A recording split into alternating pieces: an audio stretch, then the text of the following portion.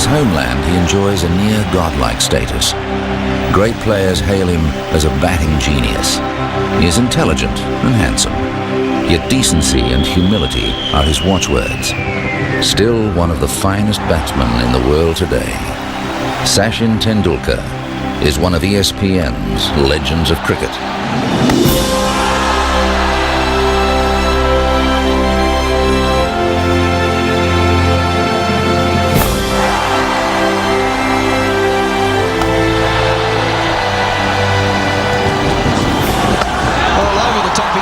This is high in the air, and how far is that going? That's up in the terraces. Eden Park, Auckland, March 1994. On a seaming wicket, Sachin Tendulkar was promoted to open the batting in a one-day international against New Zealand. He made 84 from 49 balls. As they're all getting to their feet for one of the great one-day innings you will ever see. Tendulkar will go down certainly in Indian history, I think, as probably their best player. And there have been some very good ones, but this modern Indian generation where they've been able to see him play all his cricket on television, I think will result in him being remembered forever. And he's going through the covers again, and that's another four. Well, where can this man hit them? He can hit them everywhere. Child prodigy, I think is one of those very few great players who started off looking special. At the age of 14, 15, anybody who saw him realized that he was a child prodigy, and he never let anybody down. We had huge expectations when we saw him the first time, and Indian expectations can be quite heavy and sometimes could be a little impractical as well, but he fulfilled all those expectations. And look at that, just straight down the pitch. This man is a wonderful player, and we're seeing the best of him today.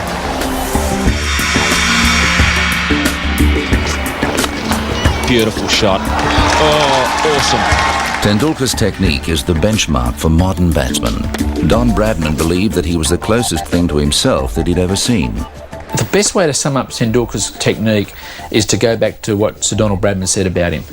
And that is that when Bradman was watching him bat one day and he said to his wife, "Come and have a look at this bloke bats like me." And he was talking about Tendulkar. I think he's the most complete batsman of his age and perhaps of all time, because he scored runs against every kind of bowling, everywhere in the world, every situation, all kinds of pitches, and that's something you can't say about everybody in the world. Oh, hello. What a smashing shot. I think he's the best player in the world today, without a shadow of doubt. A small man you see like Bradman, but his footwork is out of this world. Tremendous, so much time in which to play the ball. And again, as I said about all greats, tremendous balance, and there's a lot to be said for that. Tendulkar is close to being the most perfect batsman one has ever seen. His back left is straight, his balance is unbelievable, he can play off either foot, he can play on either side, and again, that ability that separates the men from the boys, the ability to hit the good ball for boundaries or sixes. Great shot. Absolutely smashed it to the boundary.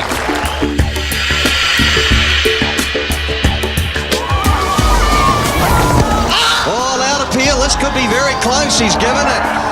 Tendulkar also influences the game with his skillful bowling and athletic and accurate fielding. But with the bat, he devastates bowlers and dominates games. That's a crashing shot through extra cover. Sachin as a batsman is just, you know you're watching someone special. You know that you're photographing someone who would only come along, say once every 100 years. He brought a new dimension to Indian cricket. You had a Gavaskar on the one hand who grind bowlers out and who brought a lot of pride for us as a world-class batsman. But suddenly here was someone who's taking attacks apart. And I think Tendulkar was a product of his generation. He came in when India were a prouder nation, India as a nation had greater self-belief. And he came in at a time when India was looking for that kind of hero.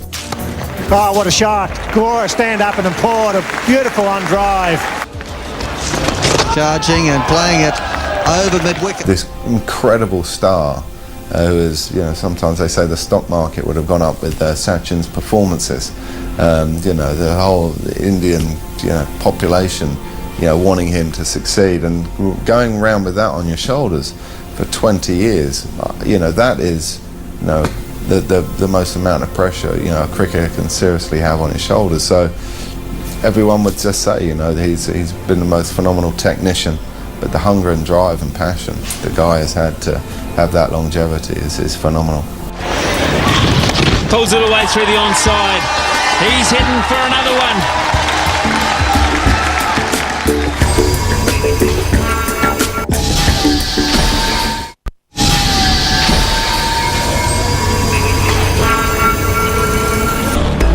Growing up in the cricket-mad city of Mumbai, the young Sachin Tendulkar was drawn to the game after watching India triumph in the 1983 World Cup. Long back in 1983, I was just 10 years old and I saw India lifting the World Cup. That really inspired me a lot. And I used to bat 5 times a day in the nets. And that really helped me a lot, and I played lots and lots of practice matches which gave me match temperament, because however long you may practice, you need to go out there in the middle and score runs. Tendulkar began his first-class career with a century at just 15 years of age. He went on to become the first batsman to make a century on debut in each of the 3 Indian domestic competitions. One of the things that always struck me about Tendulkar, I played with him in the first 6-7 years of his career, was that whenever he got success, he became more careful about it. He was never arrogant, never casual about his cricket.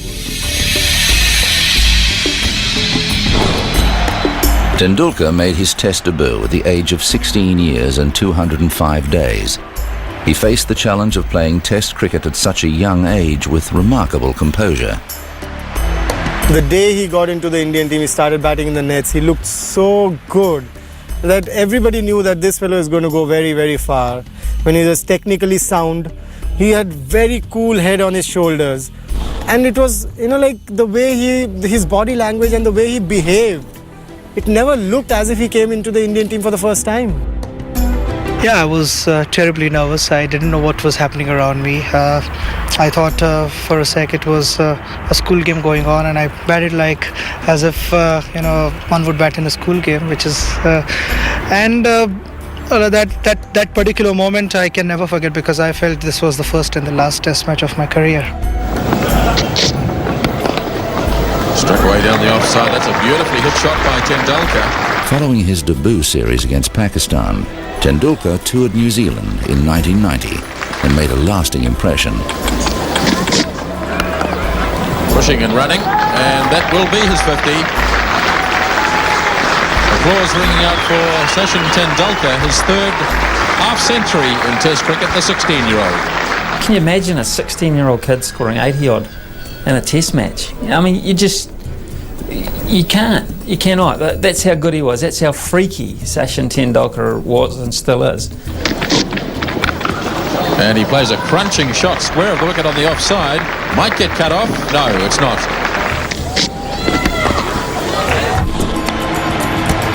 Sachin Tendulkar scored his maiden Test century at Old Trafford in 1990, becoming the 2nd youngest batsman to reach 3 figures in a Test match. It was remarkable not only for the fact that he was still a teenager when he made 3 figures in a Test match for the first time, but it was also remarkable because it was a very significant innings in that it helped India save the Test match. Tendulkar showed a remarkable degree of maturity and played a really top-class innings.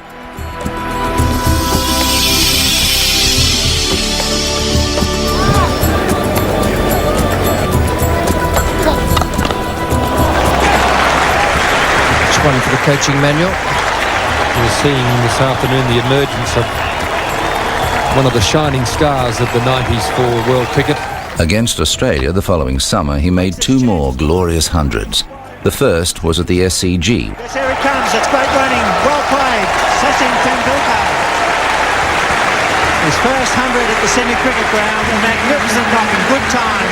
His first Test 100 in Australia came at the Sydney Cricket Ground in the first week of 1992, and I'll never forget it because it was one of those hundreds where you realise you were watching someone special.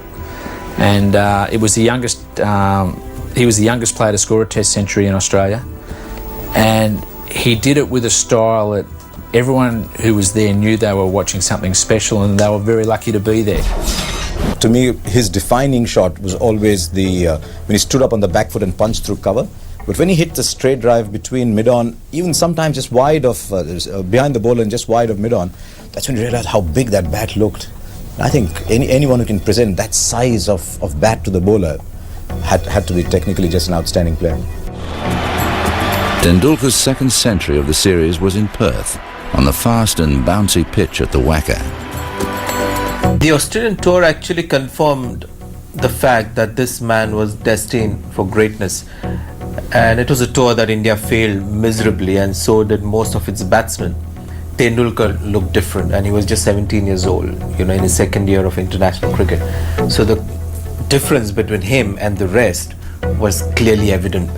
And that innings at Perth, one of the bounciest pitches on that tour, and it's been one of the fastest.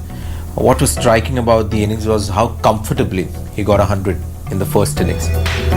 And everybody who watched him got excited. I remember attending a couple of dinners in Australia, and people like Bill Lawry, Richie Benaud couldn't stop, gushing over the talent of Sachin Tendulkar. So it was sealed, signed and delivered that here's the next Indian batting great. I think the knock I played in Australia on Perth, it was a 5th Test match, and I got 114. I think still that's the best innings I've played. One of the first Indian batsmen who went out there and attacked fast bowlers and had some of the shots that a lot of Indian batsmen wouldn't have, the pull shots and the high bounce back foot drive and all that. So he was just somebody who looked like he was God's gift to cricket.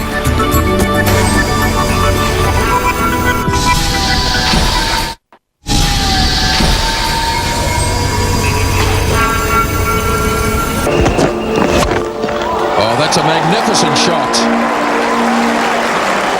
By 1996, Tendulkar had overtaken Mohammad Azharuddin as the leading scorer in one-day internationals, in 62 fewer innings than Azharuddin. He's been the one batsman that has dominated this sort of era, and I think he may go on to dominate eras to come as well, depending on how long he can play for. He's been superb. He's dominated one-day cricket especially. There we go, and he set it straight down the ground for 4. He's rewritten the history books. He's done absolutely brilliantly all over the world, and you just have to look at him, and he's clearly one of the all-time legends. And this is 50. Good knock by young Tendulkar. I've never seen Sachin sort of struggle against any particular kind of bowlers apart from Ashley Giles for some reasons, or Ray Price. And that's really his greatness, that he's perhaps the most wholesome batsman of his age. Lara and Tendulkar are the two greats of their era, but Lara has had ups and downs, which Sachin never has. Gone. Outstanding shot from Tendulkar.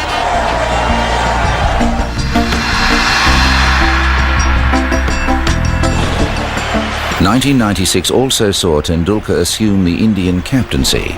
He began with an emphatic home series victory against Australia. But by 1998, India was struggling, and Tendulkar's form had tapered off. It seemed as though the burden of captaincy was weighing heavily on him. There's a saying in India that God gives you everything and keeps something himself. Now, to judge a captain, I believe you've got to be in the side. You've got to be around the squad, you've got to be in the side to make a judgment on someone as a captain, because there's so many elements involved in the final outcome of the game. But I thought he was too stressed as a captain. I spoke to him around that time as well, and I could sense he was very stressed in that role, and it's just started at some point to take a toll on his batting. So maybe he was just destined to be a great batsman and not be among the all-time great captains, but if you're destined to be as good a batsman as he is, then everything else pales anyway. Relieved of the captaincy, Tendulkar again found form. Between March 1998 and July 1999, he made 10 one-day centuries and 5 test match centuries. Tendulkar himself nominates consecutive innings against Australia in Sharjah in 1998 as his finest one-day performances. I think the one at Sharjah, 143 against Australia, that was a tremendous knock. I mean, a game before that he scored 134. The finals he scored 143 and brought victories for India in both those games. And let me tell you, single-handed wins those were. Sharjah wicket wasn't very easy to bat on, and the Australians scored heavily against India. And this little champion goes in and scores those hundreds, that to big ones, that gave India the victory. I think I would rate those 2 innings as his best in one-day internationals.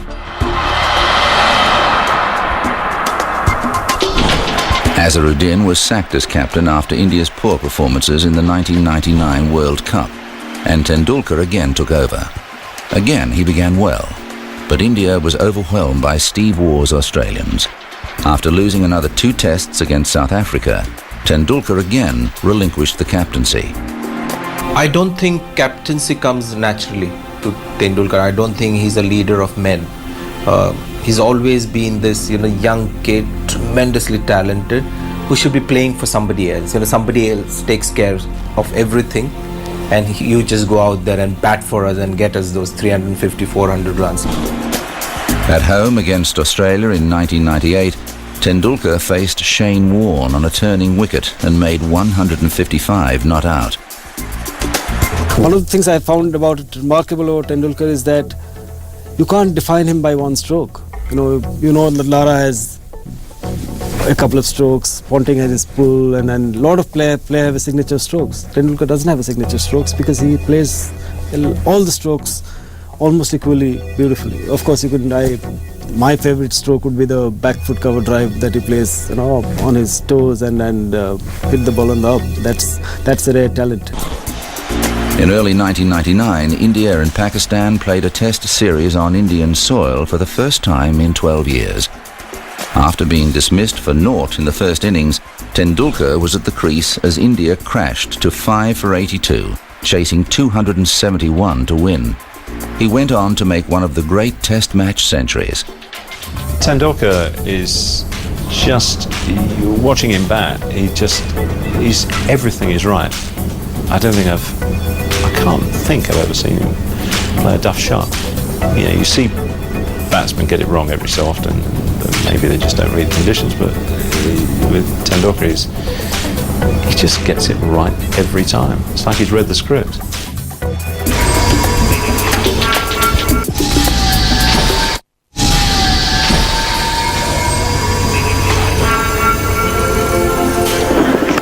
It's a big shot, a very big shot indeed from Tendulkar. 1 bounce, 4 over extra cover. Tendulkar's popularity in India is unprecedented, but despite the enormous pressure, he retains his humility and dignity. Back home in India, it's a little difficult to move around freely.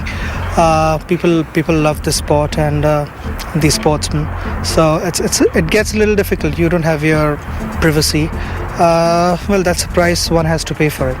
But looking at the other side of the coin, I feel it's the love and the good wishes which when you go on the ground, you have 100,000 people cheering for you, praying for your success. That it does help, and it means a lot to me. Over a long time, he's been under scrutiny, under the spotlight, and you can never really look back and say he's done anything wrong. So he's dealt with it particularly well.